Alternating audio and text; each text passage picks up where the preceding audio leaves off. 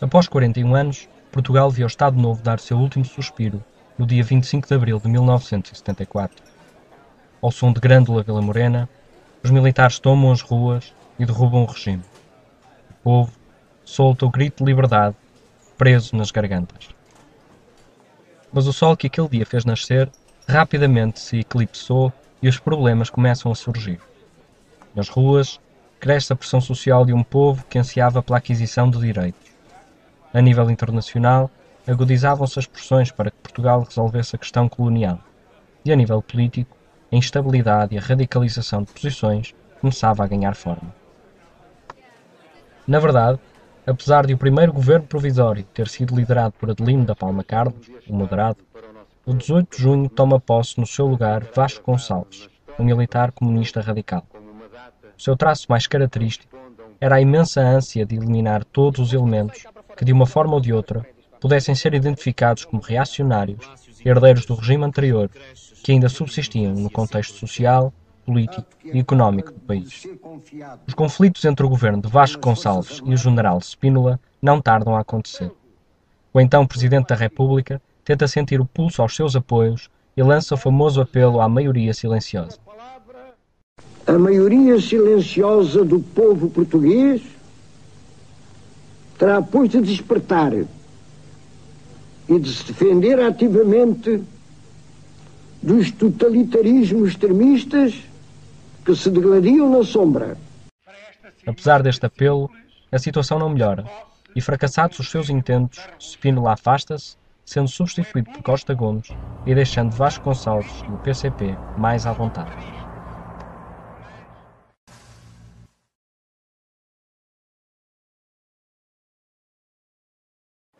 Sem o general Spínola por perto, Vasco Gonçalves e as forças da esquerda radical veem as suas intenções ganharem forma. Aumentam significativamente as ações de ocupação de terras e as nacionalizações dos principais meios de produção e dos setores vitais da vida económica portuguesa. Os trabalhadores decidiram, o senhor respeita a vontade dos trabalhadores. Os trabalhadores querem continuar com a firma a funcionar e o senhor não quer deixar, vem aqui provocar os trabalhadores, quer que os trabalhadores o provoquem, mas os trabalhadores não querem isso. Os trabalhadores querem que o senhor vá para a rua e que continue com o seu processo de saneamento e depois hão de lhe dar conhecimento do que for decidido. Perante estes acontecimentos e os crescentes rumores de uma perseguição massiva a todos aqueles que não estavam alinhados com Vasco Gonçalves e as suas pretensões, os spinolistas, sob o comando do próprio general Spínola, que se encontrava em Espanha, pegam em armas e tentam fazer um golpe militar no dia 11 de março de 1975, que acaba em fracasso.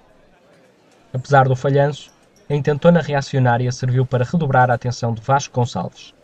Perante as ameaças, o primeiro-ministro comunista decidiu tornar a sua ação ainda mais extrema. Nesta fase, torna-se chave o brigadeiro Otelo Saraiva de Carvalho, comandante operacional do COPCON, Comando Operacional do Continente, que serviu de braço armado do governo e de garante de um processo revolucionário em curso a todo vapor a caminho de um Portugal socialista. Assim, o poder de Otelo e do COPCON era cada vez mais discricionário. Todos aqueles que se manifestassem contra o poder revolucionário instalado eram perseguidos e presos num abrir e fechar de olhos. Otelo Saraiva de Carvalho chegava inclusivamente a assinar mandados de captura em branco para que qualquer elemento do COPCON tivesse a possibilidade de o preencher em caso de necessidade, enquanto Otelo dormia. Na primavera de 1975, o pacto MFA-Partidos dá origem a uma Assembleia Militar chamada Conselho da Revolução, que tinha por objetivo aconselhar o Presidente da República e garantir que o caminho do país rumo ao socialismo não era posto em causa. Qual é o valor da tua ferramenta? Qual é o valor da tua ferramenta? O valor da minha ferramenta não sei porque custa mais dinheiro. Então é isso que tu dizes. Isto é da cooperativa. Tudo isto é da cooperativa. Não é a tua, nem a deste, nem a minha, é da cooperativa. Propriedades, banca, grandes empresas, nada escapava a ser nacionalizado no furioso vendaval de socialismo que crescia em Portugal. É nesse clima que chegamos ao dia 25 de abril de 1975, um ano após o golpe militar que derrubara o Estado Novo, no qual se realizaram as primeiras eleições do pós-revolução. Na eleição para a Assembleia Constituinte, o PS vence com 38% dos votos, sendo seguido pelo PPD com 26,4%. O CDS de Freitas do Amaral e Amar da Costa chega aos 7,6% dos votos, mas a sua principal vitória foi ter sobrevivido aos ataques da extrema-esquerda nos meses anteriores.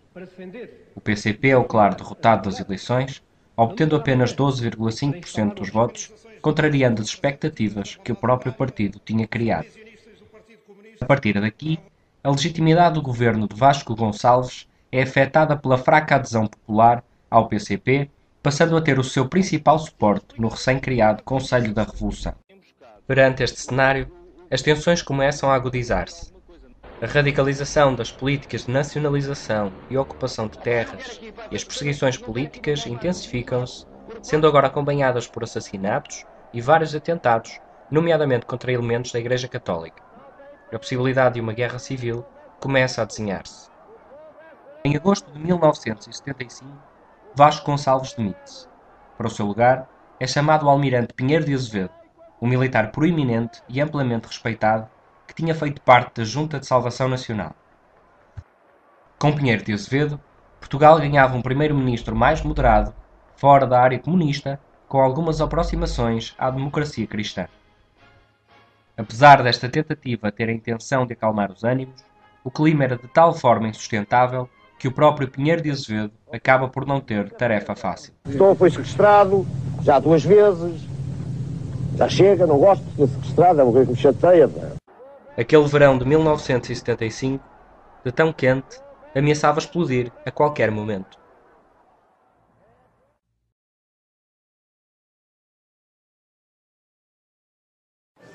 O caos espalha-se pelo país.